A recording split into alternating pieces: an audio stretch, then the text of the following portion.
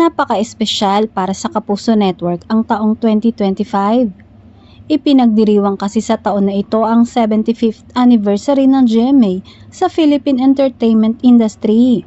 Sa Diamond Year nito, napakaraming handog ng network para sa Kapuso viewers, fans at pati na rin sa milyon-milyong netizens. Ang seryeng Beauty Empire ay bagong handog ng GMA Public Affairs para sa mga manonood. Tampok dito ang mga kaganapan sa skin and beauty industry. Pagbibidahan nito ng Kapuso stars na sina Barbie Forteza at Kylene Alcantara. Ang balitang magbabalik GMA si Rufa Gutierrez dahil kabilang siya sa cast ng upcoming series ng network na Beauty Empire. Matagal na nga ang last series niya sa Kapuso Network dahil sa TV5 at ABS-CBN na siyang gumawa ng mga proyekto. Hindi pa nababanggit kung ano ang role na gagampanan niya sa series na pagbibidahan ni na Barbie at Kylene.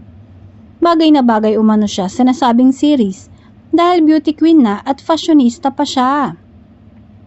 Looking forward ang fans nito sa kanyang magiging role at mga eksena na ngayon pa lang tinitiyak na ng fans na puro pasabog.